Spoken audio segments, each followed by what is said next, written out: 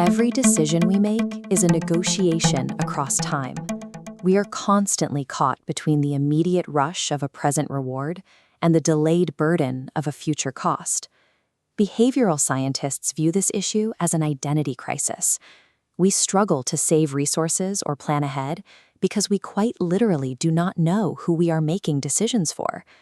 This fMRI scan from a study by Erzner-Hirschfield maps out neural activity. Look at brain A. This is what a brain looks like when a person thinks about their present self. Now compare it to brain B, which shows the neural firing pattern when that same person thinks about a complete stranger. When subjects think about their distant future self, shown here in brain C, the neural activation patterns are indistinguishable from the pattern used to think about a stranger. Our neurology processes the person we will become as someone we have never met. Because of this biological disconnect, we treat our future interests with the same indifference we afford to a random person on the street. Treating your future self as a separate person actually has strategic uses. If you are trying to break a bad habit, viewing tomorrow's version of yourself as a distinct entity provides a psychological clean slate. This chart illustrates how we achieve this using temporal landmarks. Events like a birthday or New Year's Day act as a barrier, represented by this vertical blue line. This barrier severs the timeline, allowing us to relegate all our past imperfections to an older version of ourselves, while the future self gets to start fresh. But a clean slate is insufficient for long-term survival.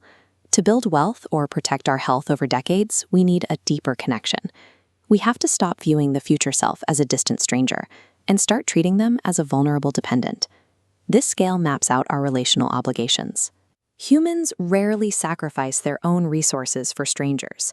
Parents, however, routinely sacrifice immense time, money, and comfort for their children. By actively reframing your future self as an entity entirely dependent on your current actions, you establish an emotional bond.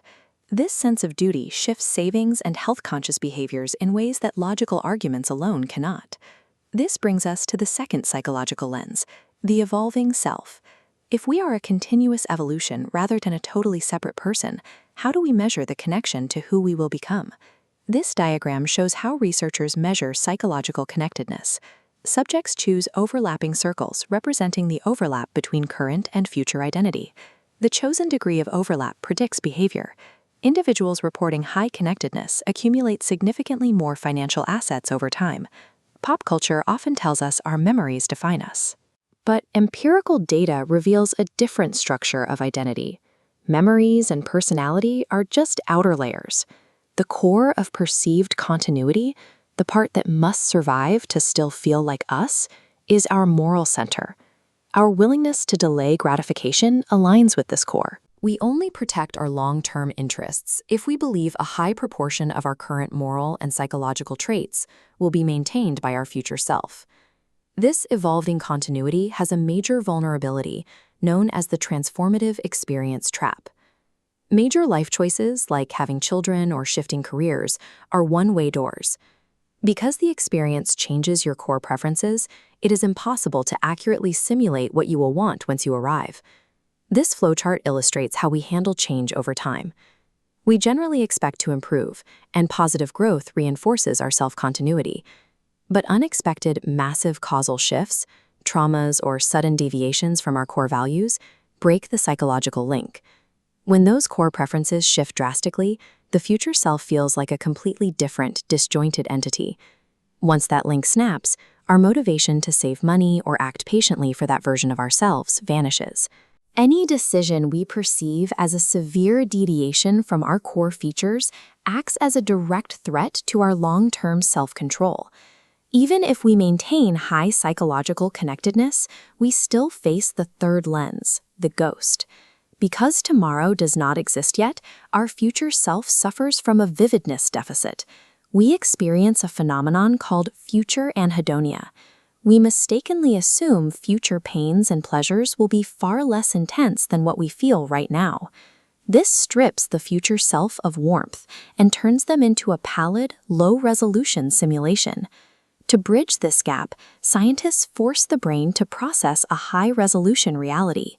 This graphic demonstrates the first intervention, exposing subjects to age-progressed avatars. The second intervention uses granular time metrics.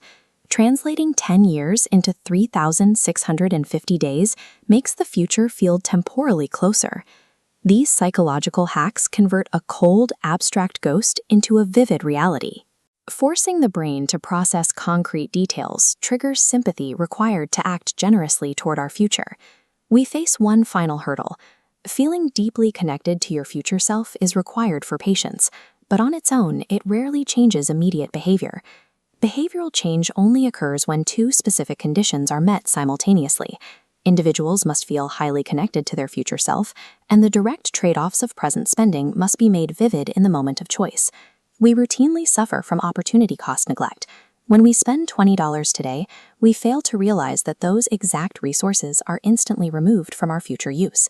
To manage these different temporal horizons, we can pull all of these behavioral science findings into a single timescale integration framework.